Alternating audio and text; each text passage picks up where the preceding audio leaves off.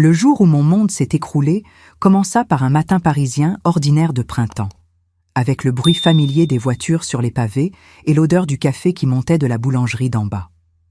Je m'appelle Madeleine, j'ai 63 ans, et pendant 30 années j'ai cru connaître ma famille. Je pensais que l'amour et la loyauté signifiaient quelque chose, jusqu'au jour où mon mari Henri est mort et où j'ai découvert à quel point je m'étais trompée. La lecture du testament eut lieu dans l'étude de Maître Dubois, un notaire âgé aux lunettes qui glissait sur son nez tandis qu'il lisait les documents.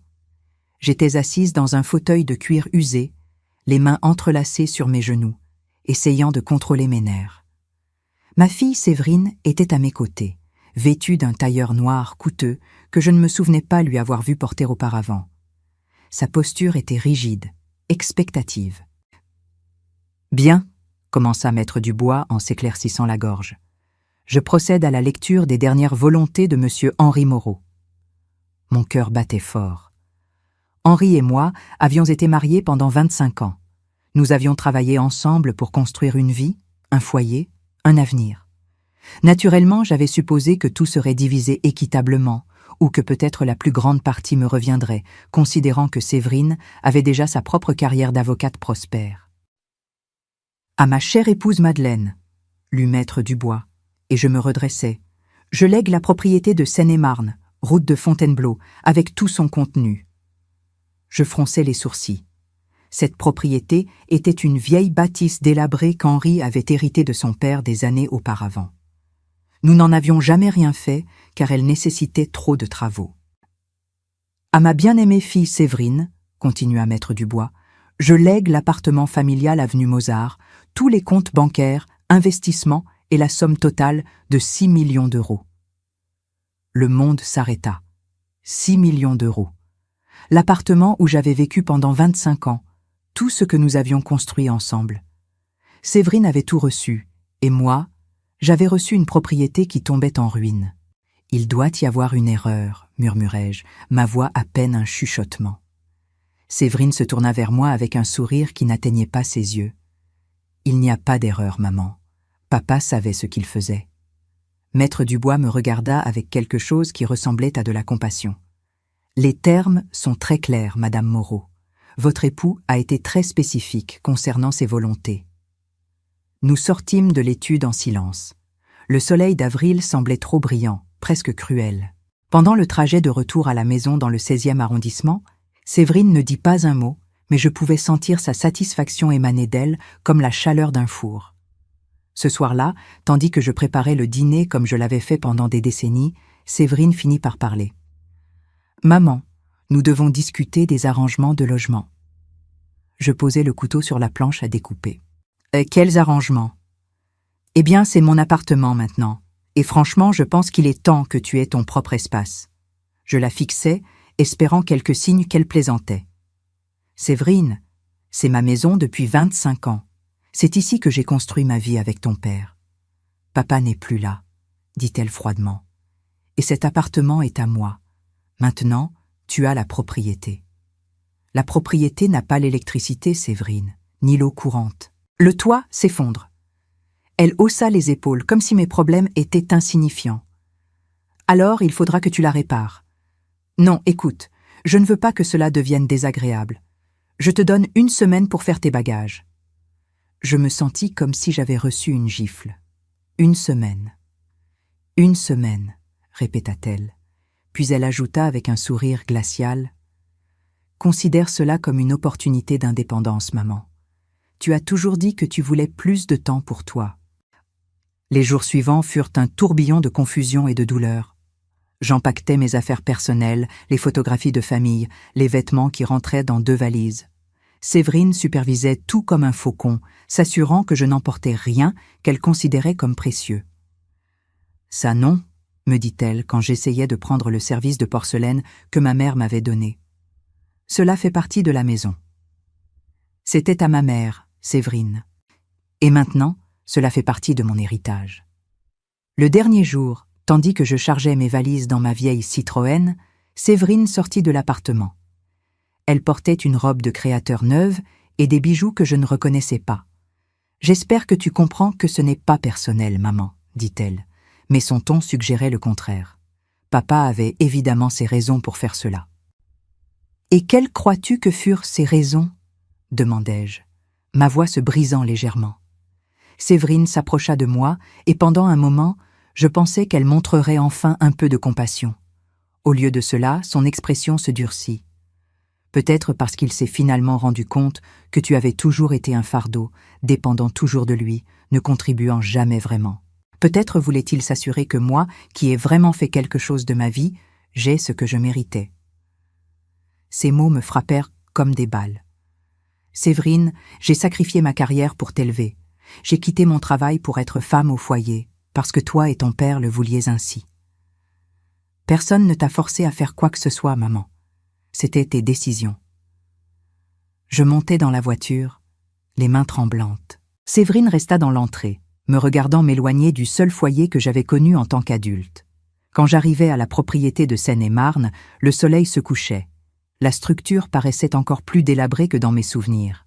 La peinture s'écaillait, il y avait des fenêtres brisées et l'escalier du perron vacillait dangereusement. Mais c'était tout ce que j'avais. Cette première nuit, allongée sur le sol sur une vieille couverture, regardant les étoiles à travers un trou dans le toit, je pleurais comme je n'avais pas pleuré depuis mon enfance. Pas seulement à cause de la perte de ma maison, mais à cause de la perte de la fille que je pensais connaître. Les premiers jours dans la propriété furent les plus durs de ma vie. Sans électricité, je dépendais de bougies et d'une vieille lampe torche trouvée dans un tiroir poussiéreux. Sans eau courante, je devais marcher 800 mètres jusqu'à un puits qui fonctionnait encore, portant des seaux qui pesaient plus lourds chaque jour. Mes mains, habituées au confort d'une vie bourgeoise parisienne, se couvrirent d'ampoules et de coupures. Le 3e jour, ma sœur Brigitte m'appela. Sa voix sonnait étrange, distante. « Madeleine, est-ce vrai ce que dit Séverine ?»« Qu'est-ce qu'elle dit ?» demandai-je, bien qu'une partie de moi le savait déjà. « Elle dit que tu as attaqué le notaire quand tu as lu le testament, que tu as crié et fait une scène parce qu'on ne t'avait pas tout laissé. » Le téléphone me sembla lourd dans ma main. « Brigitte, c'est complètement faux. Je n'ai jamais... » Elle dit aussi que tu l'as harcelée, exigeant de l'argent, la menaçant d'engager un avocat pour contester le testament. C'est un mensonge. Ma voix se brisa. « Brigitte, je suis ta sœur. Tu me connais mieux que cela. » Il y eut une pause longue et douloureuse. « Je ne sais que penser, Madeleine. Séverine semblait très bouleversée quand elle m'a appelée. Elle a dit qu'elle avait peur de toi. » Après avoir raccroché, je m'assis sur le parquet pourri de la propriété et pleurai jusqu'à ce qu'il ne me reste plus de larmes. Séverine ne m'avait pas seulement pris ma maison, elle détruisait systématiquement toutes mes autres relations. Le lendemain, ma belle-sœur Margot annula notre tradition du déjeuner du vendredi. « Je pense qu'il vaut mieux que tu prennes du temps pour toi, Madeleine, pour réfléchir aux choses. » Puis, ce fut ma cousine Claire, qui avait été comme une sœur pour moi. « Séverine dit que tu bois beaucoup depuis qu'Henri est mort. Tu devrais peut-être chercher de l'aide. » Chaque appel téléphonique était un poignard. Séverine avait soigneusement construit un récit où j'étais la méchante, la veuve cupide et désespérée qui ne pouvait accepter que son propre mari ne lui fasse pas confiance avec sa fortune. Une semaine après avoir emménagé dans la propriété, Séverine apparut à ma porte. Elle arriva dans une BMW rouge flambant neuve, portant un manteau qui coûtait probablement plus que ma voiture. « Bonjour, maman », dit-elle avec un faux sourire. « Je suis venue voir comment tu t'adaptes. » Je la regardais à travers la porte grillagée cassée, essayant de traiter sa présence. « Que veux-tu, Séverine ? Ne puis-je pas rendre visite à ma mère ?» Elle rit, mais cela sonnait creux. « Mon Dieu, cet endroit est vraiment un désastre, n'est-ce pas ? Regarde ces fenêtres cassées et ce toit. Tu vis vraiment ici ? Je n'ai pas le choix. Eh bien, il faudra que tu fasses avec. » Elle se rapprocha et baissa la voix. « Tu sais, maman, j'ai parlé à la famille de toi. » Mon estomac se serra. « Qu'est-ce que tu leur as dit ? » Seulement la vérité, que tu as été très amère depuis la lecture du testament, que tu ne peux pas accepter les décisions de papa, que tu as fait des commentaires très désagréables sur moi. Séverine, ce n'est pas vrai et tu le sais. Elle haussa les épaules. La perception, c'est la réalité, maman. Et la perception, c'est que tu ne gères pas bien le deuil. Au bout de mon 2e mois dans la propriété, j'avais perdu 7 kilos. Mes mains étaient calleuses et rugueuses. Mes cheveux avaient perdu leur brillant et de nouvelles rides étaient apparues autour de mes yeux. Mais il y avait autre chose. Il y avait une dureté qui n'était pas là avant. Un matin, tandis que je balayais les débris du perron, je trouvai une clé étrange, partiellement enterrée sous des planches disjointes. Elle était différente de toute clé que j'avais vue auparavant, lourde et avec un design complexe. Je la tins sous la lumière du soleil, la faisant tourner entre mes doigts. À quelle porte cette clé pouvait-elle bien servir? Cette nuit-là, tandis que les bougies vacillaient autour de moi et que la forêt craquait dehors, j'examinais la clé de plus près. Elle portait de petits symboles gravés que je ne pouvais déchiffrer, et quelque chose me disait que ce n'était pas une clé ordinaire. L'obsession de la clé me consuma pendant des jours. Je la portais dans ma poche en accomplissant mes tâches quotidiennes de survie, ramasser du bois, chercher de l'eau, essayer de réparer les fuites du toit. Chaque nuit, sous la lueur des bougies, je l'examinais, essayant de découvrir son but. Le 4e jour après l'avoir trouvée, je décidai d'inspecter la propriété plus systématiquement. Pendant les mois où j'avais vécu ici, j'avais été trop occupé à essayer de survivre pour vraiment explorer. Maintenant, avec la clé comme motivation, je commençais à chercher toutes serrures, compartiments ou cachettes qui pourraient correspondre. Je commençais par la cave, un espace humide plein de toiles d'araignée que j'avais évité jusqu'à présent. Armé de ma lampe torche et d'une détermination renouvelée, je descendis les escaliers de bois qui craquaient sinistrement sous mon poids. C'est alors que je la vis. Une petite porte métallique encastrée dans le mur du fond, presque cachée derrière une vieille étagère. Mon cœur commença à battre plus fort tandis que je m'approchais. La porte avait une petite serrure ornementée avec les mêmes symboles gravés que j'avais vus sur la clé. Avec des mains tremblantes, je sortis la clé de ma poche et l'insérai dans la serrure. Elle s'ajustait parfaitement. Le mécanisme tourna avec un clic doux. Malgré les années qu'elle avait probablement passées fermée, la porte s'ouvrit, révélant un petit espace, comme un coffre-fort encastré dans le mur. À l'intérieur se trouvait une épaisse enveloppe Kraft et une boîte métallique plus petite. Je pris les 2 objets avec précaution et remontai les escaliers, mon cœur battant d'un mélange d'anticipation et de peur. Une fois en haut, sous la meilleure lumière que je pouvais obtenir, j'ouvris d'abord l'enveloppe. Elle contenait des documents légaux que je ne compris pas au début. Actes de propriété, cartes topographiques et papiers avec des sceaux officiels de l'État. Mais tandis que je lisais plus attentivement, utilisant une loupe trouvée dans un des tiroirs, je commençais à comprendre ce que j'avais entre mes mains. C'étaient des droits miniers, des droits d'extraction pour toute la propriété où était située la bâtisse, et pas seulement pour la petite parcelle que je pouvais voir, mais pour 80 hectares, s'étendant vers les collines. Ma respiration s'accéléra tandis que je lisais les documents. Selon les papiers datant des années 1920, la famille d'Henri possédait les droits miniers de cette terre depuis des générations. Mais plus important encore, il y avait un rapport géologique récent, daté de seulement 2 ans avant la mort d'Henri. Le rapport indiquait des gisements significatifs de quartz de haute qualité, ainsi que d'éventuels filons de pierres semi-précieuses. Mais ce qui me coupa le souffle fut la dernière page. Une offre d'achat d'une compagnie minière pour les droits d'extraction, 12 millions d'euros. L'offre avait été faite 6 mois avant qu'Henri ne meure, mais selon une note manuscrite dans la marge, il l'avait refusée. J'attendrai le bon moment, avait-il écrit de son écriture familière. Avec des mains qui tremblaient violemment, j'ouvris la petite boîte métallique. À l'intérieur se trouvait une lettre scellée avec mon nom écrit de la main d'Henri. « Ma chère Madeleine », commençait la lettre. « Si tu lis ceci, cela signifie que tu as trouvé ce que j'ai laissé pour toi. J'espère que Séverine n'a pas été trop cruelle, mais connaissant sa nature, elle l'a probablement été. » Je dus m'arrêter de lire pour essuyer les larmes qui avaient commencé à tomber sur le papier. Je sais que tu te demanderas pourquoi j'ai fait les choses de cette façon. Pourquoi j'ai donné l'appartement et l'argent à Séverine, tandis qu'à toi je laissais cette propriété qui semble ne rien valoir? La réponse est simple. Je te connais, Madeleine. Je connais ta force, ta résilience, ta capacité à survivre et prospérer, même dans les circonstances les plus difficiles. Séverine n'a jamais eu à lutter pour quoi que ce soit. Nous lui avons tout donné sur un plateau d'argent, et je crains que cela en ait fait quelqu'un que je ne reconnais plus, quelqu'un de cupide, manipulateur, sans vraie compassion pour les autres. Ma respiration était irrégulière tandis que je continuais à lire.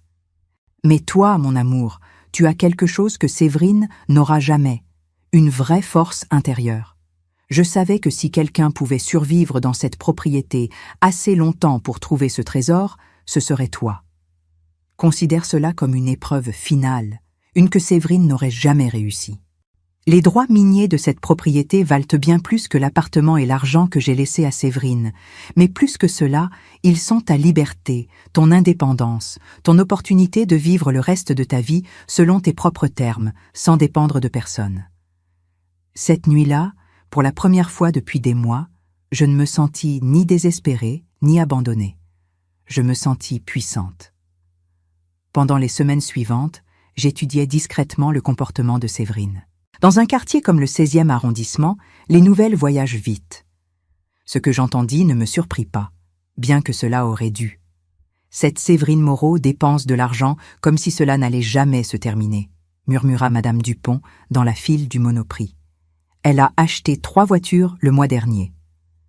Et ce voyage en Asie qu'elle planifie, ajouta son amie.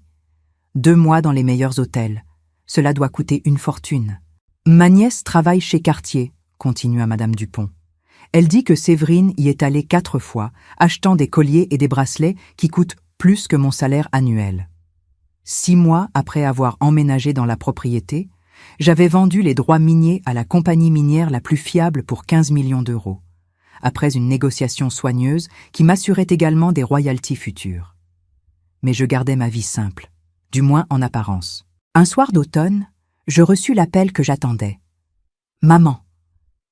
La voix de Séverine sonnait petite, vulnérable, d'une manière que je n'avais pas entendue depuis qu'elle était enfant. « Bonsoir, Séverine. »« Maman, j'ai besoin de te parler.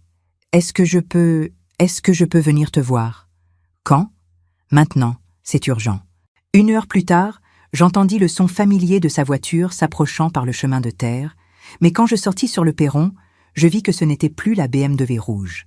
C'était une berline d'occasion, probablement de 10 ans. Séverine sortit de la voiture lentement, comme si chaque mouvement lui coûtait un effort. Quand elle s'approcha de la lumière du perron, je pus voir qu'elle avait pleuré. « Maman », commença-t-elle, sa voix se brisant. « J'ai fait des erreurs terribles. »« Entre », dis-je simplement. Elle s'assit dans la chaise que j'avais mise pour les visites, regardant autour d'elle avec des yeux qui semblaient voir l'endroit pour la première fois. « Ce n'est vraiment pas si mal que je le pensais, » murmura-t-elle. « Tu as fait des améliorations. »« J'ai fait ce que j'ai pu. » Elle resta silencieuse pendant un long moment, tordant ses mains sur ses genoux. Finalement, elle leva les yeux vers moi. « Maman, je suis en difficulté. Des difficultés sérieuses. »« Quel genre de difficultés ? » ?»« L'argent. Je dois beaucoup d'argent, plus que je ne peux rembourser. »« Combien ? 400 000 euros. » Sa voix était à peine un chuchotement. Je pensais avoir plus de temps. Je pensais que l'argent de papa durerait toujours, mais j'ai fait des investissements stupides. J'ai acheté, j'ai dépensé sans réfléchir. Et que veux-tu que je fasse ? J'ai besoin de ton aide, maman. Je sais que je ne le mérite pas. Je sais que j'ai été horrible avec toi, mais tu es la seule famille que j'ai. Les larmes commencèrent à couler sur ses joues, et pendant un moment, mon cœur se radoucit. C'était ma fille, après tout. Séverine, il y a 6 mois, tu m'as dit d'aller vivre avec les animaux. Tu m'as appelée vieille pauvre, tu m'as humiliée devant ton père mort, et tu m'as chassée du seul foyer que j'avais connu. Je sais, maman, je sais, et je le regrette tellement. Et tu m'as pris mes photographies de famille, mes vêtements, même le service de porcelaine de ma mère. Tu as dit que je n'avais jamais contribué à rien, que j'avais toujours été un fardeau. Chaque mot que je disais était comme une gifle pour elle. Je pouvais le voir sur son visage, la façon dont elle se recroquevillait à chaque rappel de sa cruauté. Et maintenant, tu viens ici, dans cette propriété que tu considérais comme indigne de toi, me demander de l'aide. Dis-moi, Séverine, qu'est-ce qui a changé ? Soudain, je suis une bonne mère parce que tu as besoin d'argent? Non, maman, ce n'est pas ça. Je me suis rendu compte de ce que j'ai fait. J'ai eu le temps de penser, de voir comment j'ai traité la seule personne qui m'a toujours aimé inconditionnellement. Ces mots sonnaient sincères, et une partie de moi voulait les croire. Voici mes conditions, dis-je finalement, ma voix ferme et claire. Je te prêterai 500 000 € pour couvrir tes dettes et te donner une petite marge pour recommencer. Maman, c'est plus que ce que j'espérais. Je levai une main pour la faire taire. Je n'ai pas terminé. Le prêt sera à 5% d'intérêt annuel, remboursable en 10 ans. C'est plus généreux que n'importe quelle banque. Mais il y a d'autres conditions. Lesquelles? Pendant les 5 prochaines années, tu travailleras pour moi. Tu viendras ici chaque samedi et tu m'aideras avec les tâches d'entretien de la propriété, le ménage, ce dont j'aurai besoin, sans plainte, sans excuse. Je vis son visage changer légèrement, mais elle acquiesça. D'accord. Et chaque fois que tu viendras, tu me parleras avec respect. Finis les commentaires méprisants ou condescendants auxquels tu m'avais habitué. Tu me traiteras comme la mère que j'ai toujours été, pas comme l'obstacle que tu avais décidé que j'étais. Oui, maman. Enfin, dis-je en me levant et en marchant vers mon bureau, je veux que tu écrives une lettre, des excuses complètes pour tout ce que tu m'as fait. Pas pour moi, mais pour ta propre croissance. Et je veux que tu la lises à voix haute à toute la famille lors de la prochaine réunion de Noël. Séverine pâlit. Maman, c'est humiliant. Humiliant? Je la regardais directement dans les yeux. Tu trouves humiliant de devoir t'excuser d'avoir humilié ta propre mère? Elle baissa les yeux, honteuse. Non, tu as raison, je le ferai. Les mois suivants établirent une routine. Séverine venait chaque samedi, travaillait sans plainte, et graduellement, nous commençâmes à avoir de vraies conversations. Pas les interactions superficielles d'années passées, mais des conversations honnêtes sur la vie, sur les erreurs, sur ce qui comptait vraiment. Un samedi d'automne, tandis que nous ramassions les feuilles, elle me surprit avec une question directe. « Est-ce que tu me pardonneras vraiment un jour, maman ?» Je m'arrêtai, m'appuyant sur mon râteau. « Séverine, le pardon n'est pas quelque chose que j'accorde ou que je retiens comme un prix. C'est quelque chose qui arrive naturellement quand je vois de vrais changements. Et en as-tu vu? Des changements réels ?» Je la regardais, cette femme de 40 ans qui avait redécouvert l'humilité de la manière la plus difficile. « Oui, j'en ai vu. Mais plus important, je crois que tu en as vu aussi. » Elle acquiesça, essuyant une larme. J'ai tellement honte de la personne que j'étais. N'aie pas honte du passé, Séverine. Utilise-le pour être meilleure dans l'avenir. Noël arriva et avec lui, la première réunion de famille depuis mon exil. Séverine avait tenu sa promesse et écrit une lettre complète, s'excusant non seulement auprès de moi, mais aussi auprès de toute la famille pour les mensonges qu'elle avait répandus sur moi. Quand elle l'a lu à voix haute dans le salon de ma sœur Brigitte, avec toute la famille présente, le silence fut absolu. Je pus voir des larmes dans les yeux de plusieurs parents qui avaient cru ces histoires et m'avaient tourné le dos. Ce printemps-là, exactement 1 an après avoir trouvé la clé dans la propriété, je pris une décision importante. Il était temps de révéler ma vraie situation, mais je le ferais à ma manière. J'achetai une belle maison dans les Yvelines, avec vue sur la vallée de la Seine. Elle n'était pas ostentatoire, mais elle était élégante, confortable et entièrement mienne. Quand Séverine arriva pour son samedi habituel de travail et trouva la propriété vide avec une note la dirigeant vers ma nouvelle adresse, son choc fut complet. « Maman, dit-elle, quand elle arriva à ma nouvelle maison, qu'est-ce que tout cela? »« C'est ma maison, répondis-je simplement. Mon vrai foyer. »« Mais comment? L'argent que tu m'as prêté, ta situation financière ?» Je souris, l'invitant à entrer dans la cuisine spacieuse où j'avais préparé du thé. « Séverine, te souviens-tu de la propriété que tu pensais ne rien valoir? »« Oui. Il se trouve que ton père savait quelque chose que ni toi ni moi ne savions au début. Cette terre contenait des droits miniers très précieux. Très précieux. » Je vis comment elle traita cette information, comment son expression changea de la confusion à la compréhension, puis à quelque chose que je ne peux décrire que comme un mélange d'étonnement et de respect. « Tu veux dire que papa savait ?» Ton père savait exactement ce qu'il faisait. Il savait que tu gaspillerais l'argent liquide, mais que j'aurais la patience et la sagesse de découvrir le vrai trésor qu'il m'avait laissé. » Séverine resta silencieuse longtemps. Finalement, elle leva les yeux vers moi. « Alors, tu n'avais jamais besoin de mon argent. Tu aurais pu me laisser subir les conséquences de mes actions. »« Oui, j'aurais pu. Pourquoi ne l'as-tu pas fait ?» Je m'approchai d'elle et posai ma main sur la sienne.